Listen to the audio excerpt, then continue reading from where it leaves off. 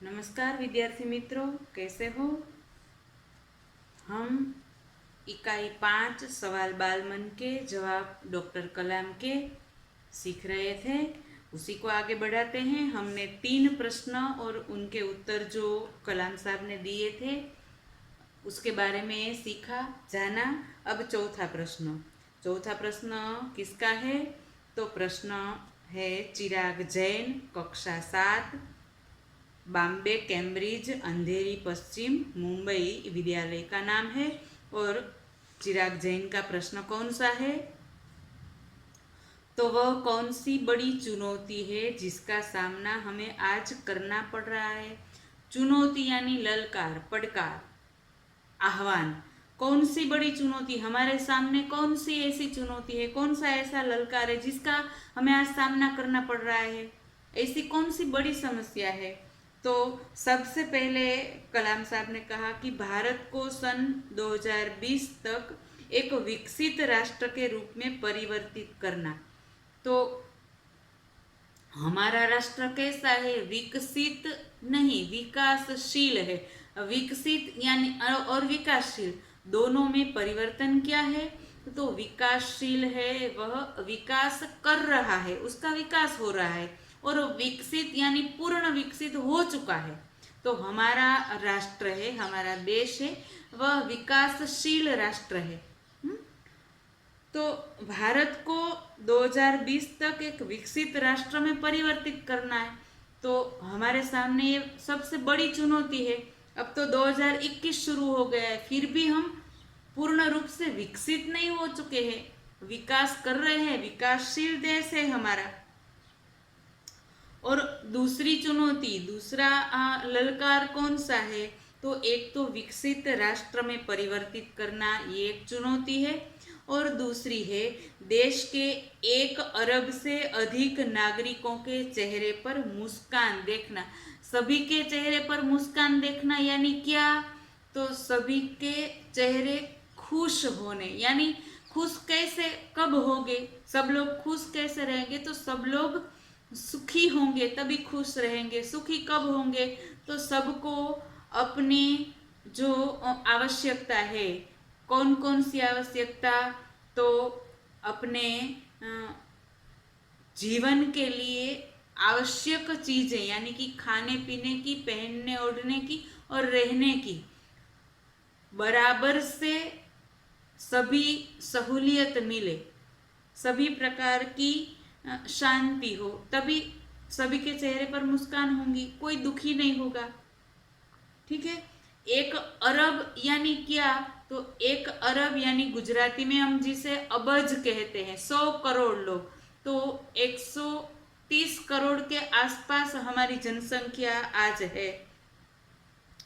तो देश के सभी नागरिक सुखी हों, सभी खुश रहे और देश पूर्ण विकसित हो, ये दो हमारी चुनौतियां हैं। और इसका सामना हम आज कर रहे हैं और इसको पहुंचने के लिए भी प्रयत्न कर रहे हैं। इस लक्ष्य जो यही हमारा है, इसको पहुंचने के लिए भी सब प्रयत्न कर रहे हैं। ठीक है। तो दूसरा प्रश्न हर्ष चांडक के द्वारा पूछा गया, कक्षा 7वीं का है, डॉक्टर एस राधाकृष्णन विद्यालय मलाड मुंबई से पूछता है हर्ष चांडक। कलाम साहब से पूछता है कि आपकी दृष्टि में साहस की परिभाषा क्या है? परिभाषा यानी व्याख्या, जिसे हम गुजराती में कहते हैं। तो साहस की परिभाषा कौन सी है आपकी दृष्टि में? हम साहस किसे कहते हैं? तो जो किसी से डरे नहीं, उसे साहस कहते हैं। किंतु कलाम साहब ने बहुत ही श्रेष्ठ परिभाषा दी है। कलाम साहब ने कहा है, अपनी जान की परवाह किए बिना दूसरों को संकट या आपदा से बचाना ही साहस है। साहस क्या है? तो अपने जान की परवाह किए बिना दूसरों को बचाए, दूसरों को संकट से बचाए, दूसरों को विपत्ति से बचाए, मुसीबत से बचाए, यही साहस है। साहस सभी को दो हाथ कर दे, सभी को मार दे, ये साहस नहीं है। साहस क्या है? तो अपनी जान की परवाह किए बिना दूसरों की जान बचाए, दूसरों को मुसीबत से बचाए, दूसरों को संकट से बचाए, यही साहस है। अब अगला प्रश्न करता है तरुण पटेल, कक्षा 8, स्वामीनारायण इंडिपेंडेंट स्कूल, लंदन। अब लंदन की स्कूल का एक विद्यार्थी है, प्रश्न पूछ रहा है, हम प्रवासी भारतीय मातृभूमि के प्रति गर्व की भावना कैसे विकसित करें।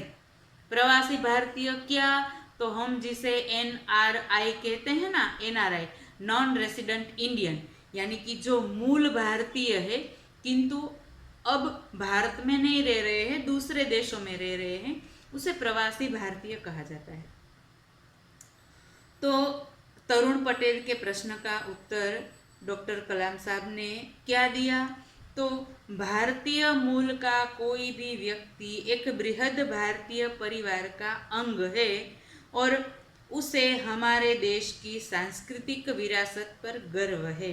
भारतीय मूल का कोई भी व्यक्ति हो, जहाँ भी रह रहा हो, जहाँ भी उसका निवास स्थान हो, जिस भी देश में वे रहता हो, वे बृहद यानी कि विशाल महान भारत का एक परिवार का ही अंग ही है। कहाँ भी रहता हो वो भारतीय मिट नहीं जाता, मूल से वह भारतीय ही है और उसे भारत की जो सांस्कृतिक विरासत है, भारत की जो संस्कृति है, उसके ऊपर उसे हमेशा गर्व है, यानी कि उसे अभिमान है। अभिमान यानी मद के संदर्भ में नहीं, गर्व यानी स्वमान के संदर्भ में, उसके गौरव के संदर्भ में है, अभिमान के संदर्भ में नहीं। तो उसे भारत की सांस्कृतिक विरासत पर गौरव है और सौभाग्य से आप लोग ऐसी स्थिति में हैं। उस विद्यार्थी को कहते हैं कि आप लोग ऐसी स्थिति में हैं कि अपनी मातृभूमि से अच्छी तरह जुड़े हुए हैं। आप लंदन में रह रहे हैं फिर भी अपनी मातृभूमि से जुड़े हुए हैं और यही आपके लिए सबसे बड़ी गौरव की बात है। आप इसी गर्व की भावना आपकी विकसित ही है, आपको अन्य कोई तरीके से गौरव की भावना विकसित करने की आवश्यकता ही नहीं है, क्योंकि आप भारत से जुड़े हुए हैं और आपको भारत की संस्कृति पर गर्व है, गौरव है। ठीक है, अब दूसरा प्रश्न करता है सत्यम, कक्षा 10, जिला स्कूल मुंगेर। वहां से उसने प्रश्न पूछा है, मुंगेर से है विद्यार्थी, सत्यम नाम है उसका। तो उसका प्रश्न बहुत अच्छा है, आप बराबर से ध्यान से सुनना। जो भी बच्चे आपसे मिलते हैं वे कहते हैं कि एक प्रसिद्ध वैज्ञानिक, इंजीनियर, डॉक्टर आदि बनना चाहते हैं, पर किसान, मजदूर और कलाकार भी किसी राष्ट्र के लिए उतने ही महत्वपूर्ण हैं। हम ऐसे ही परिवारों से आते हैं, हमारे लिए आपका क्या संदेश है। जो भी बच्चे हैं ना, उसको आप पूछोगे कि बड़ा होकर क्या बनेगा, तो क्या कहेगा, मैं वैज्ञानिक बनूंगा, मैं इंजीनियर बनूंगा, मैं डॉक्टर बनूंगा, मैं पुलिस अफसर बनूंगा, मैं बड़ा बनूंगा। परंतु कोई ऐसा नहीं कहता मैं किसान बनूंगा, मैं मजदूर बनूंगा।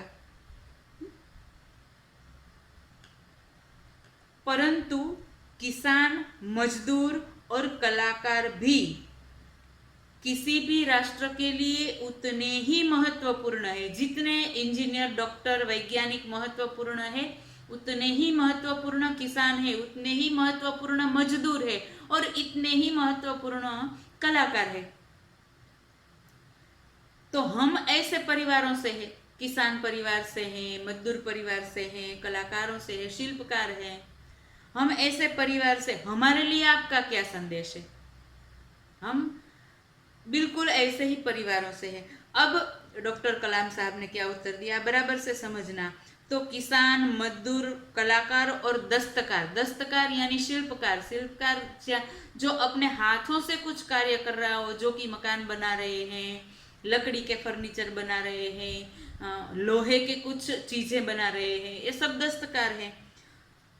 गहने बनाने वाले हैं, कपड़े बनाने, सभी दस्तकार कहा जाता है। तो किसान, मजदूर, कलाकार और दस्तकार ये सभी हमारे राष्ट्र के अभिन्न अंग है।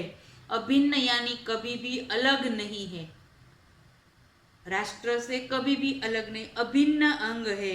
और राष्ट्र निर्माण में हमें उन सभी की सेवाओं की समान रूप से दरकार है, परवाह है।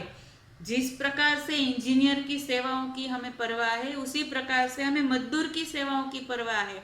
जिस प्रकार से हमें डॉक्टर, इंजीनियर, वैज्ञानिक, बड़े से बड़े अफसर आदि की सेवाओं की जिस प्रकार से हमें दरकार है, उसी प्रकार से हम छोटे से छोटे किसान, छोटे से छोटे मजदूर, छोटे से छोटे कलाकार, छोटे से छोटे दस्तकार, इन सभी की हमें उतनी ही दरकार है।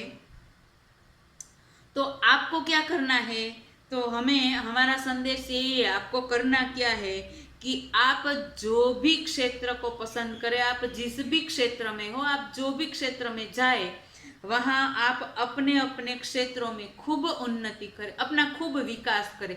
जो भी काम आप कर रहे हैं वो उसी काम को आप श्रेष्ठ तरीके से करें। यही आपके लिए बहुत ही जरूरी बात है और बहुत ही अच्छी बात है, श्रेष्ठ बात है। ठीक है, अब अगले जो प्रश्न है वह अगले तास में सीखेंगे।